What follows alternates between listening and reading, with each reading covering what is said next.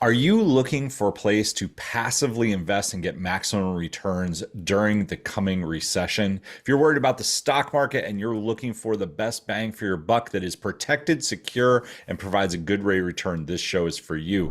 His name is Nate Armstrong. He's the founder of homeinvest.com. My name's Steve Warner. I am the Chief Investment Officer, and you are listening to Purpose Driven Passive Profits. If you're one of those guys that is looking to get rich, drive a Lambo, fly a private plane around, this is probably not the show for you. If you believe in that we are just stewards, that God has given us everything that we have, and that we are here called to do the best we can with what we have, you want to build a solid financial foundation for you and your family and give back to the community and the world around you and make a difference, this is the right show for you. Welcome to Purpose-Driven Passive Profits. Today, we're specifically going to be talking about the second piece of information you need to be looking at when looking for passive investments. The first one, you can go back and listen to that show. It was which states are people investing in? Nate, what is the second thing that we are going to be looking at when we're looking at a good passive investment?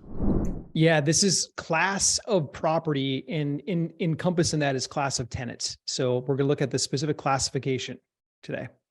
Awesome. So just so that I understand this a little bit better, there's the luxury class, which is like type A properties. They're going to be 20, 25% over what market rents are. They're going to be really fancy. They're really nice. And my thought is they do really well during upturns, but then they crash and they go up and down all the time, right? Like they're fickle to the neighborhoods, to where people want to live, as well as income levels. Then you have like the middle of the road, which are kind of your blue class, like middle America, like everybody wants to live there. And then you have your lower class, which are government subsidized housing.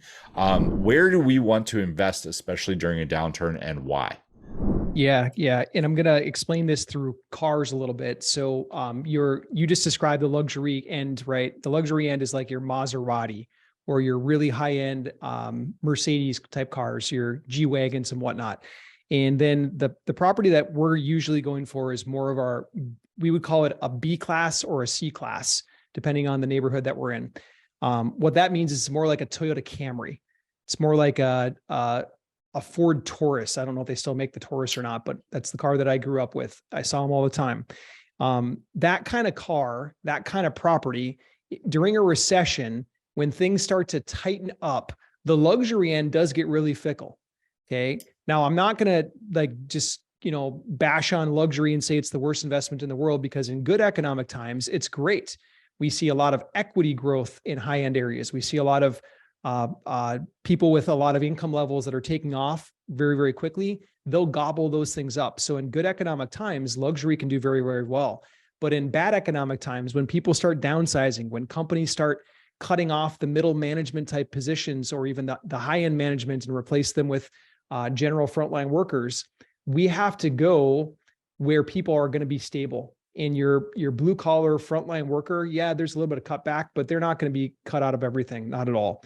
And so what we found during the last crash is that our C type properties, our Toyota Camrys, they performed the best.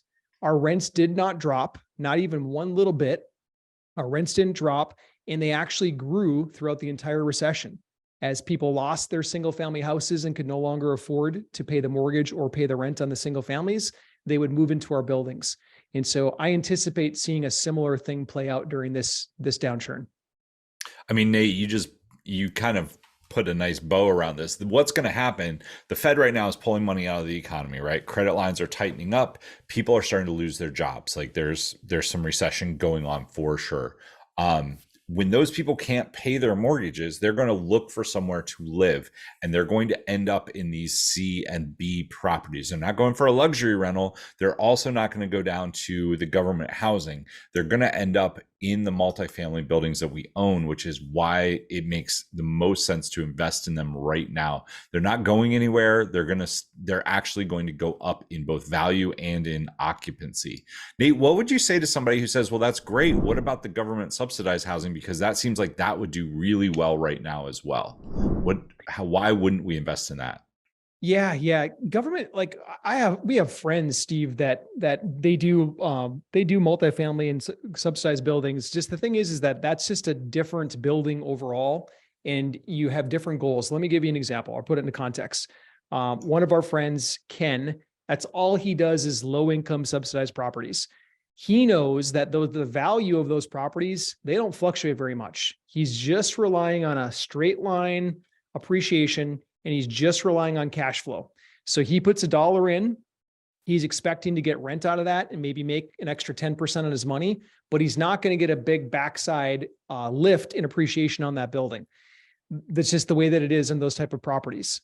Why is it that way? Well, because most of those neighborhoods, they don't have a lot of high-end income owners that are moving in. They don't see a lot of fresh, brand new development. It just doesn't happen unless the city pours a bunch of money into it.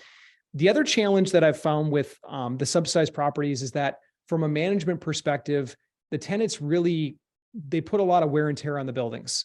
The maintenance costs are higher. The screens get pushed out. Windows get broken, things like that. And it ends up dropping the bottom line for our investors too much to the point where we can't control it. And I don't want that for any of our clients. So what we found is that instead, if we go with more of that C-class property or low B-class property, we just have a much more predictable cash flow for our investors. And in good economic times, the values of those properties tend to appreciate much, much more. Okay, so what I heard you say, Nate, is if you do government subsidized, you might get a very steady cash flow. You're going to basically get like maybe a 10% ROI, and it's going to be very steady, but there's not going to be any appreciation. The downside that could happen is if some of the tenants get kind of rough on the properties, right? Which we all know happens. I remember I had a government subsidized property, and the person threw a kegger every Friday. He would get his check. He would go straight to the liquor store. He'd buy a keg, a couple bottles. He'd have the whole neighborhood over. He actually ended up ruining the building by knocking down a wall at one of the parties. That happens all the time because that's their mindset. Like, he wasn't trying to hurt me. He wasn't trying to hurt his house. He just ended up partying too hard, right? That happens. And when that happens, because you're on such a narrow ROI, 10% return, that can get all wiped out, is what I hear you saying. Whereas if you invest in the middle class, the Toyota Camry, it's going to have economic upside, especially during a good economic cycle, right? Like, you're going to get some appreciation there, and you're getting that really solid rate of return, probably at closer to like 15 to 20% instead of 10%. So it's the best of both worlds.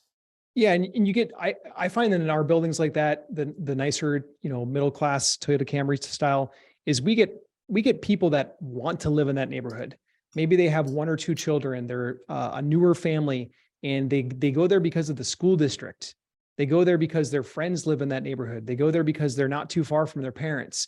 And that kind of tenant is so much better for our buildings. They treat it with love. They treat it with respect. We get referrals from them that are quality referrals. Like, there's just so many benefits that come from working in that class.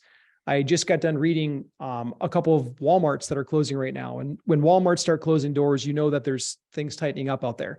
And the reason that these two particular, they're in the Chicago suburbs, the reasons that these 2 Walmarts are closing is they said that the crime got so bad in that area, shoplifting, break-ins, all that kind of stuff, that Walmart was forced to. They just came to that decision. They said that they're done. You don't want to be in a neighborhood like that with a property. Like, it's just all the wear and tear and the breaks and stuff like that, the keggers that you just mentioned. It is a management nightmare. And from a maintenance perspective, as owners with this building, from a maintenance perspective, you don't want to deal with that loss every single year. I like to have things that we can maintain for the long haul, that we're proud to own, that tenants are proud to call their home. There's just a much better feeling and a much better ROI in the end. Awesome. Nate, we actually have one of those properties available right now for any accredited investors who are looking to invest. Can you just give us the high-level overview of it? Yeah, really quick. It's rented out to a bunch of nurses. We've got nurses in this building. It's near a couple clinics and a hospital. Urban property. Private courtyard, private garage, beautiful setting.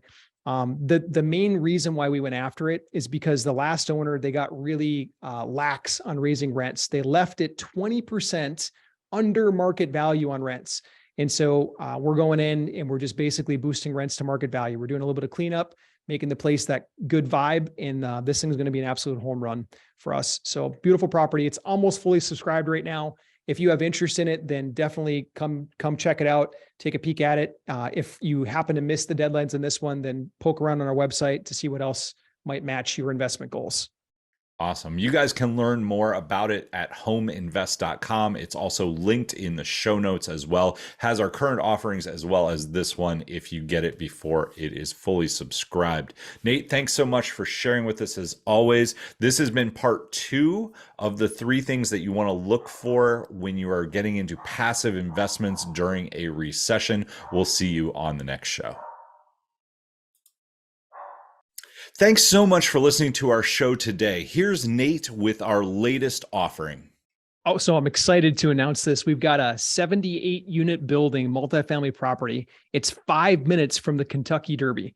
Its rents are presently 20% below market for renovated units. To learn more, all you need to do is go to homeinvest.com or click in the description below.